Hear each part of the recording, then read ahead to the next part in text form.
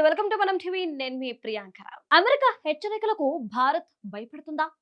చెవులు ఆడించాల్సిందేనా అనుకునే వారికి ఇండియా స్ట్రాటజీ ఏంటో తెలుసుకోవాలి. అమెరికా హెచ్చరికల నడుమ భారత ప్రధాని మోదీ రష్యా పర్యటనకు వెళ్లారు.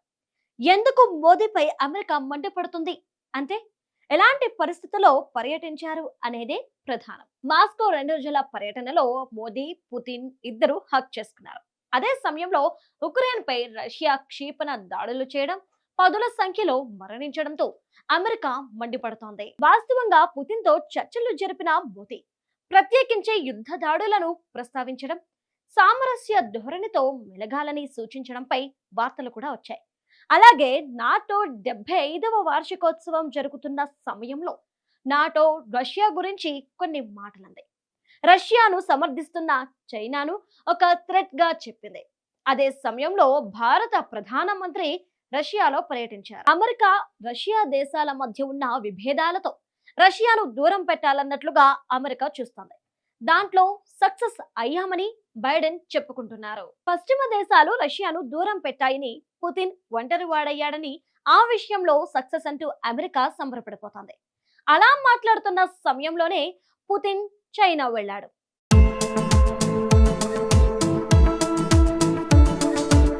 వియత్నాం వెళ్ళాడు. దీంతో చైనా రష్యాకు బాగా పుతిన్ దగ్గరయ్యారు. మరోవైపు ఇద్దరు అమెరికా నుంచి ఆంక్షలు ఎదుర్కొంటున్న వారే కావడం కూడా అందరికీ తెలిసిందే. ఉక్రెయిన్ వార్ విషయంలో రష్యా, తైవాన్ విషయంలో చైనా, 2 దేశాలు అమెరికా నుంచి ఆంక్షలు ఎదుర్కొంటున్నాయి. దీంతో బాధిత దేశాలుగా చైనా, రష్యాలు రెండే ఏకమయ్యాయి. ఒక ఆయిల్ బిజినెస్ సైతం లోకల్ కరెన్సీతో జరుపుకునేలా చర్చలు కూడా సాగుతున్నాయి. నాటో 75వ వార్షికోత్సవం కంప్లీట్ చైనా చుట్టూనే తిరిగాయి. ఇక రష్యా కన్నా ఎక్కువగా చైనా పైనే ఫోకస్ పెట్టారు. దానికి కారణం రష్యా ఉక్రెయిన్ యుద్ధంలో చైనా రష్యాకు సహకరిస్తుందనేది నాటో ప్రధాన ఆరోపణ. సరిగ్గా అదే సమయంలో ఓవైపు బాంబుల మూత, మరోవైపు మోదీ రష్యాలో కాలు మోపడం రెండు జరిగాయి. ఇది అమెరికా సీరియస్ గా తీసుకుంది.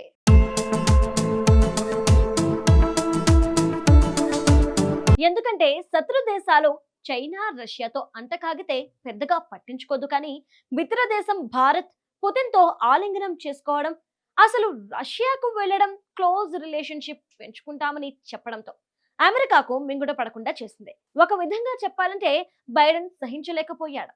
అందుకు తగ్గట్టుగానే మోదీ రష్యా పర్యటనలో కీలక ఒప్పందాలకు బీజం పడింది. వారిద్దరూ ఇచ్చిన జాయింట్ స్టేట్మెంట్ ప్రకారం రాజకీయాలు, విధానాలు, వ్యాపార సంబంధాలు, పెట్టుబడులు, సైన్స్ అండ్ టెక్నాలజీ, మిలిటరీ, రక్షణ వంటి ఒప్పందాలపై రిలేషన్షిప్, ఫ్రెండ్షిప్ పెంచుకుంటామని మోదీ, పుతిన్ ప్రకటించారు. ప్రస్తుతం రష్యా, భారత్ మధ్య ద్వైపాక్షిక వాణిజ్యం $6,500 కోట్ల ఉంది. దీన్ని 10,000 కోట్లకు తీసుకెళ్లాలన్నది లక్ష్యం. ఆ టార్గెట్ 2030గా పెట్టుకున్నారు. మరీ ముఖ్యంగా ఉక్రెయిన్ వార్ తర్వాత రష్యా, భారత్ మధ్య వాణిజ్యం మరింత పెరిగింది. సుమారు 8 రెట్లు పెరిగింది. 2021లో 800 కోట్లు ఉన్న వాణిజ్యం కాస్త ప్రస్తుతం $6,500 కోట్ల పెరిగింది. ప్రధానంగా ఆయిల్ ఇంపోర్ట్ అనేది కీలకం. గడిచిన 3 ఏళ్లలో అది కాస్త 12 టైమ్స్ పెరిగింది. అమెరికాకు కోపం తెప్పించే అంశం కూడా ఇదే. ఎందుకంటే రష్యన్ ఆయిల్ పైన అమెరికా ఆంక్షలు విధించింది. ఆయిల్ అమ్ముకోకుండా అష్ట దిగ్బంధం చేసింది. అయినా చైనా, భారత్, రష్యా నుంచి భారీగానే ఆయిల్ ఈ 3 ఏళ్లలో కొనుగోలు చేసింది. ప్రధానంగా డాలర్ పై చైనా, రష్యా దేశాలు దృష్టి పెట్టాయి. లోకల్ కరెన్సీని తెరపైకి తీసుకొచ్చాయి. అందుకు సౌదీ అరేబియా కూడా రెడీ అంటుంది. భారత్ సైతం ఒత్తాసు పలికింది. ఇదంతా డాలర్ కు ప్రత్యామ్నాయమని అమెరికాలో ఆందోళన పెరిగింది. ఉక్రెయిన్ వార్ నడిపించడంలో రష్యాకు ఆయిల్ రెవెన్యూ చాలా అవసరం.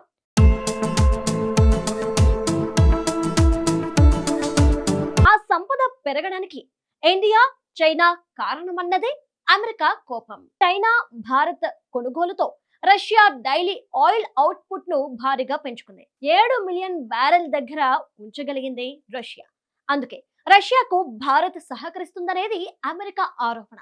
దీంతో ఉక్రెయిన్ యుద్ధానికి పరోక్షంగా ఆర్థిక సహాయానికి సహకరిస్తున్న దేశాలపై కూడా ఆంక్షలు విధించేందుకు అమెరికా ఆలోచిస్తుంది. అని ప్రకటించారు.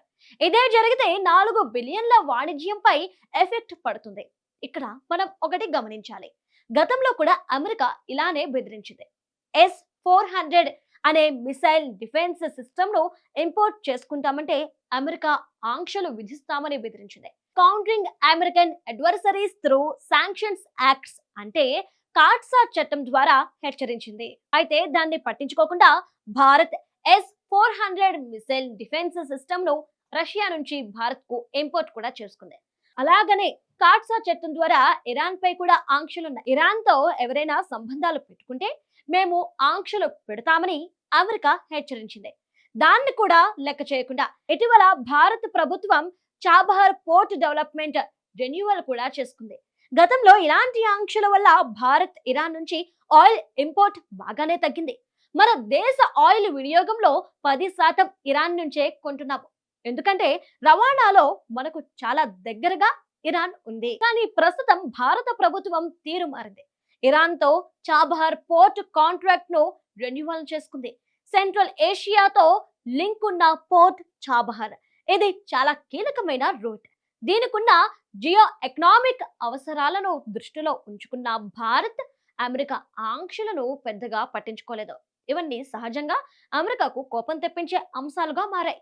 ఇంత జరుగుతున్నా భారత్ ఏనాడు తప్పుడు ఆలోచనలు చేయలేదు, యుద్ధాన్ని ప్రేరేపించేలా వ్యాఖ్యలు చేయలేదు. G7 లో ఉక్రెయిన్ ప్రధాని జెలెన్స్కీతో సమావేశమయ్యారు. అయితే వారు చెప్పేది ఏంటంటే రష్యాతో సంబంధాలు కట్ చేసుకోవాలి, ఆయుధాల సరఫరా తగ్గేలా చూడాలన్నది వారి మాటలు. అందుకే పుతిన్ మోదీ కౌగిలింతపై ఉక్రెయిన్ మండిపడింది. ఒక యుద్ధ నేరస్తుడిని ఇలా కౌగిలించుకోవడంపై ఏమని సందేశం ఇస్తున్నారని జెలెన్స్కీ ట్వీట్ చేశారు.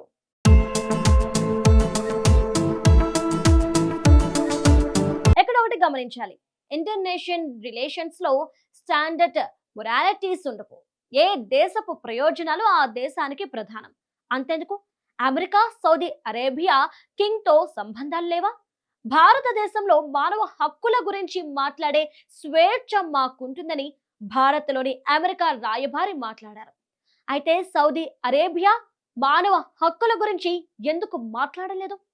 పాకిస్తాన్ మానవ హక్కుల గురించి ఎందుకు మాట్లాడలేకపోతున్నారు? గాజాలో యుద్ధంపై అమెరికా ఎందుకు మాట్లాడదు? వేల మంది చనిపోతుంటే మానవ హక్కులు ఎందుకు గుర్తుకు రావడం లేదు? ఇంటర్నేషనల్ రిలేషన్స్ లో ఎవరి లాభాలు వారు చూసుకుంటారనేది వీటన్నిటితో తెలుస్తోంది. అమెరికా చెప్పిన దానికి తలాడించేందుకు భారత్ పాకిస్తాన్ లాంటి బలహీనమైన దేశం కాదు, మార్కెట్ కలిగిన దేశం. అమెరికా ప్రొడక్ట్ కు సేవలకు గూడ్స్ అండ్ సర్వీసెస్ కు పెద్ద మార్కెట్ ఇండియా. అంతర్జాతీయంగా గుర్తింపు ఉన్న దేశం భారత్. G20 కావచ్చు, G7 అవుట్ రీచ్ కావచ్చు, షాంఘై కోఆపరేషన్ ఆర్గనైజేషన్ లో రష్యా చైనా ఇరాన్లతో ఉన్న బ్రిక్స్ లో China India south Africa China కలిసి ఉన్నాయి. చైనాకు వ్యతిరేకంగా అమెరికా జపాన్ ఆస్ట్రేలియాతో కలిసి క్వాడ్స్ లో ఉన్నాము. ఇవన్నీ గమనిస్తే ఆయా దేశాల్లో ప్రాముఖ్యతను పెంచుకోవడంలో భారత్ చాలా కీలకంగా వ్యవహరిస్తుంది. అమెరికా గుర్తు పెట్టుకోవాల్సింది ఒకటి ఉంది, అమెరికా చెప్పినట్లు నడుచుకోవడం కుదరదు. ఎందుకంటే ఇండియా పవర్ఫుల్ దేశం. అందుకే రష్యా పర్యటనలో ఓ క్లియర్ సంకేతాన్ని మోదీ ఇచ్చారు. మీరు ఎన్ని రుసరుసలాడినా భారత్ తన ప్రయోజనాలకే పెద్దపీట వేస్తుంది. అందుకే ఇప్పుడు అమెరికా రాయబారి యుద్ధ ప్రయోజనాలపై స్పెషల్ గా మాట్లాడుతున్నారు. నాటో 75వ సమావేశాలు జరుగుతున్న సమయంలోనే అమెరికాలో ఎన్నికల ప్రచారం జరుగుతున్నాయి. ఇక ట్రంప్ బైడెన్ మధ్య పోటీ నెలకొన్నది.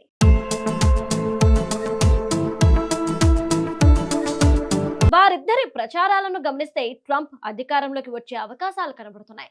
మరోవైపు వారు మాట్లాడుతున్న యుద్ధ నీతి ఏంటో తెలుస్తోంది. నాటో అంటే ఏందో తెలియదని సమావేశాల సమయంలో ట్రంప్ అన్నారు. అంటే ట్రంప్ దృష్టిలో నాటో పెద్దగా లెక్కలో లేదు. అయితే గతంలో ట్రంప్ నాటో గురించి మాట్లాడారు. నాటోకు అమెరికానే పే చేస్తుంది, ఇతర వాళ్ళు కట్టడం లేదు అని చాలా క్లియర్ గా చెప్పారు.